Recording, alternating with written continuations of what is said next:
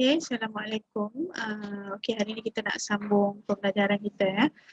Kalau sebelum ni cikgu dah tunjuk kepada kamu bagaimana yang dikatakan dengan konsep ubahan tercantum. So hari ni cikgu dah tunjukkan bagaimana nak menyelesaikan soalan yang melibatkan ubahan tercantum. Right? Okay, kita tengok contoh soalan 1. Okay, kalau kamu tengok contoh soalan ni dia agak berbeza dengan yang sebelum-sebelum ni sebab yang ni diberi dalam bentuk jadual. Kalau kamu tengok dalam bentuk jadual ni dia bagi ada S, ada T dan juga ada U. Di mana bila kita baca jadual ni S 6, T dia 0.8, U dia sama dengan 27. Kita baca dia secara ke bawah dia punya hubungan dia. Okey, so yang kedua pula S sama dengan X, T sama dengan 1.2, U sama dengan 125 dan kotak yang ketiga seterusnya. Okay. So daripada soalan kita tengok apa dia punya kehendak soalan ini. Okay, diberi S berubah secara langsung dengan T dan punca kuasa 3U. Apa yang dia nak ialah hitungkan nilai X dan nilai Y. Dalam setiap soalan biasanya kamu kena faham ada info, ada soalan. Apa nak buat dengan info tu? Biasanya info tu ialah untuk kita dapatkan nilai K ataupun nilai pemala dia. Okey. So baik, cara penyelesaian dia yang pertama kalau kamu tengok di sini dia bentukkan dulu ubahan dia. Okay, bila dah bentukkan ubahan baru dia bentukkan persamaan ubahan. Dan macam biasa bila bentukkan persamaan ubahan, simbol ubahan kita tukar kepada sama dengan dan jangan lupa kita tambahkan pemala K. Okay, dan depan yang belakang ni adalah sama sahaja. Okay, kalau kamu tengok di sini S berubah secara langsung dengan T dan punca kuasa 3U. Bermaksud T darab dengan punca kuasa 3U. Okey, so dapatkan persamaan ubahan dulu dan dapatkan nilai K. Macam mana nak dapatkan nilai K?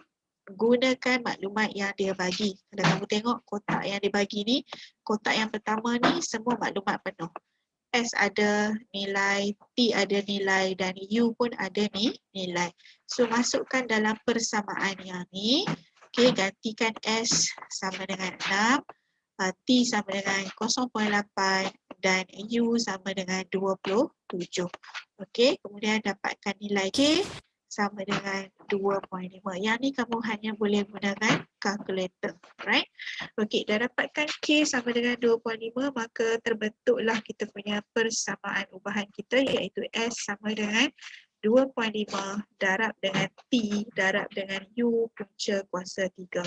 Okey, so untuk menjawab soalan yang seterusnya kita akan gunakan persamaan yang kita dapat ni. Kita akan gunakan nilai K yang kita dapat. Okey, tengok yang pertama hitungkan nilai X. Untuk dapatkan nilai X, kita tengok X ini berada pada kotak yang kedua. Yang mana jika S dia sama dengan X, T sama dengan 1.2, U sama dengan 125. Maka kita masukkan dalam persamaan, gantikan dalam persamaan. So S sama dengan X, 2.5 kekal sebab dia adalah pemala. T sama dengan 1.2, manakala U sama dengan 125. Punca kuasa 3. So tekan kalkulator, kamu akan dapat 15. Okay.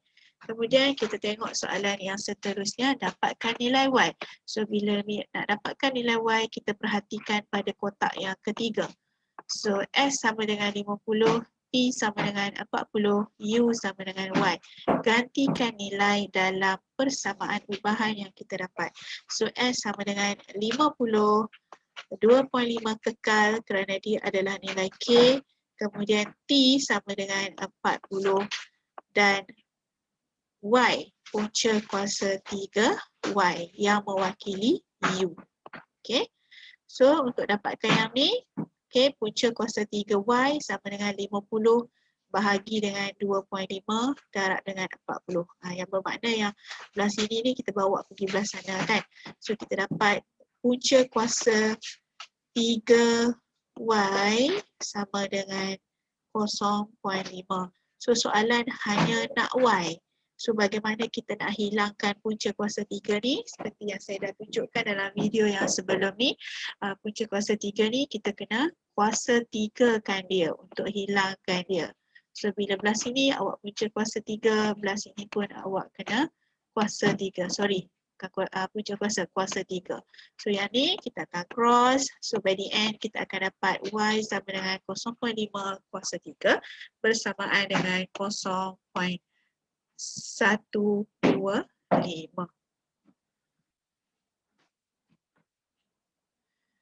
Okay, kita tengok contoh yang kedua. Right. Tengok contoh yang kedua. Diberi G berubah secara langsung dengan H dan punca kuasa 2M. Okey, jika G sama dengan 42 apabila H sama dengan 7 dan M sama dengan 16, hitung A, nilai G apabila H sama dengan 4, M sama dengan 81, B nilai M sama apabila G sama dengan 18 dan H sama dengan 21. So daripada soalan ni sebenarnya awak kena buat analisa yang mana di bahagian atas ni sebenarnya adalah info. Yang mana info ini untuk kita dapatkan maklumat K. Okay. So bila kita dah dapatkan K, baru kita boleh selesaikan soalan A dan soalan B ikut kehendak soalan. Okay, so step pertama kita bentukkan dulu dia punya ubahan. G ubahan kepada H dan punca kuasa 2M. Okay, so G ubahan kita tukar pada sama dengan, tukar pada sama dengan, letakkan pemahalau K, H punca kuasa 2M. Okay, itu step kedua. Step ketiga kita nak dapatkan K, kita gunakan maklumat yang diberi. G sama dengan 42, H sama dengan 7, M sama dengan 16. So kita gantikan nilai dalam tu. 42 sama dengan K,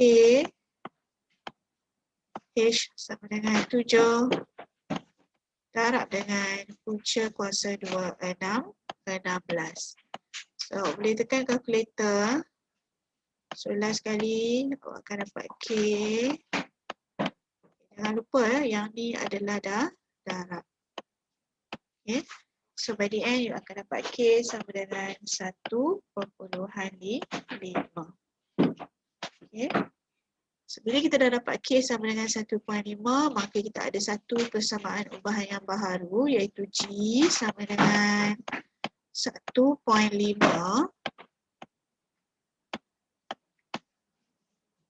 H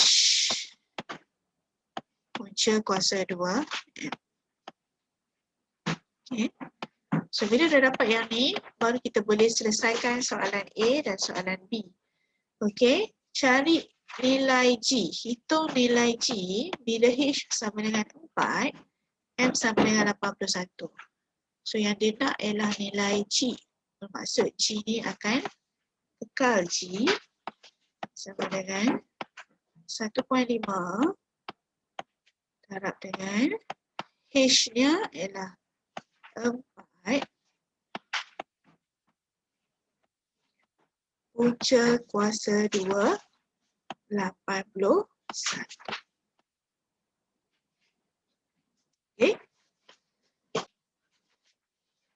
Okay, so ini untuk soalan A ya. Okay, so kita nak selesaikan dia 1.5 okay, darab 4. Yang ni sebenarnya kamu boleh guna kalkulator saja. Okay, punca kuasa 2, 81 ialah 9. So, you tekan, you akan dapat G sama dengan 54. Okay, apa yang saya nak bagi tahu di sini ialah yang paling penting sekali, dapatkan dulu yang ni. Dapatkan dulu persamaan ubahan dia. So, kalau nilai K ni salah, so yang lain pun akan salah lah. Okay, so careful ya. Okay, tengok bahagian B pula, soalan B. Dia suruh kita cari nilai M. Bila G sama dengan 18, H sama dengan 20. So, kita gantikan dulu. Macam biasa, kita masih lagi menggunakan G sama dengan 1.5 H punca kuasa 2 M. Okay, so gantikan maklumat yang ada. G sama dengan 18. 1.5 kekal. H sama dengan 20. Okay. M dia tak ada kan. So punca kuasa 2 M. So apa kita boleh buat di sini? Okay, 18 sama dengan 1.5 darab 2 kita akan dapat 0.5.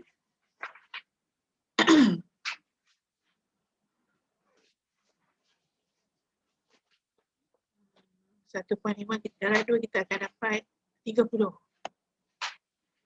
Sorry. 30. Okay.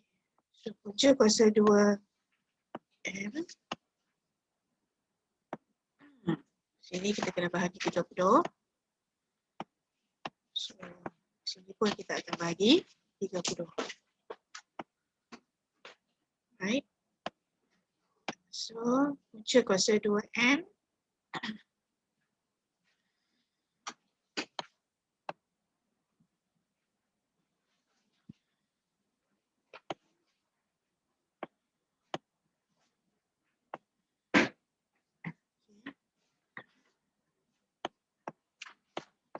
Sama dengan 0.6. Okay. Jadi tadi hapuslah kan. Okay. Bila 18 bahagi dengan 30, kita akan dapat 0.6. Okay. So M, bila kita nak M sahaja, macam biasa, yang ni awak kena, bila dia punca kuasa 2, so you kena kuasa 2 dia untuk kita hapuskan dia punya punca kuasa 2. So bila side ni awak kuasa 2, side yang satu lagi pun awak kena kuasa 2. Okay, so last sekali kita akan dapat M sama dengan 0.3.